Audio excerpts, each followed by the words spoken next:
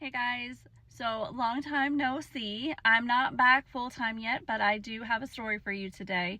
An update on my kiddo. She is in excruciating amount of pain with her PT. She's not having fun, but this is just the beginning of her PT, so we're gonna just see how it works and how well she can tolerate it. If she can't tolerate it, we're gonna schedule that MRI and probably the surgery for right around the first of the year.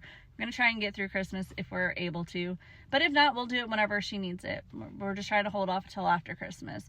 And my mother-in-law, she's home. She's on hospice care, and she is so glad to be home. She literally spent the majority of 6 weeks in the hospital inpatient, and she was not a fan at all. Nobody was. But she's at home. She has her bed and her chair and her four walls and her comfort and her privacy, and most importantly, her family, and her fur babies. You know how those fur babies, they make you so much better. So she's got her animals with her.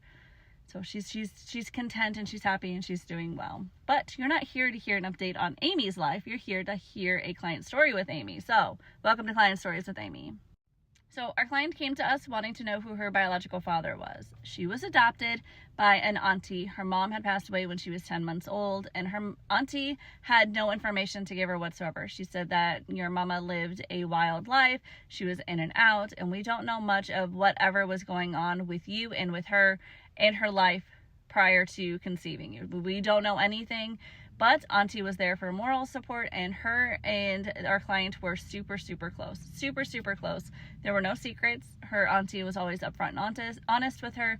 Anytime our client asked a question, no matter how difficult, auntie was there to tell her the truth, no matter what. No sugarcoating. Always tried to do the best by keeping it honest with her. And our client definitely appreciated that because she mentioned that to me. There's only a couple of context clues that we could take from this case. Is that our client was born in Chicago. We suspect that the mom was actually in Chicago when she conceived.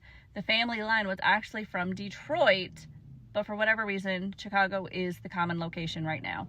We also know that she had a substance abuse issue, and she was working on that when she conceived. When she found out she was about 6 months pregnant, that's when she tried to get her life together.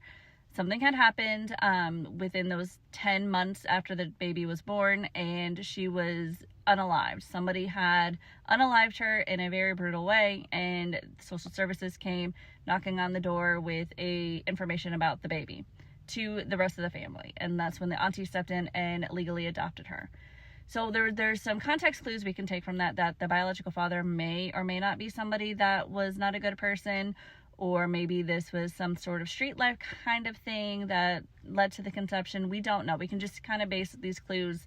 This is kind of judging. I don't like doing that. But at the same time, when you're faced with all of these things, you're left to decide what is more plausible, if that makes any sense.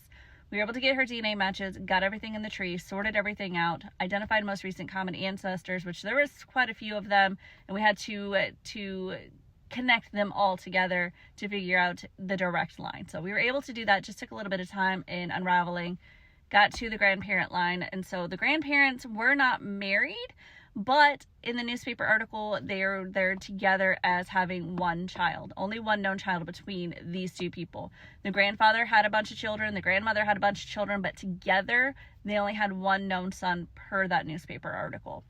So this person had to be most likely the biological father, unless there's another kid out there that we weren't able to identify. This man looks like he's the biological father of our client.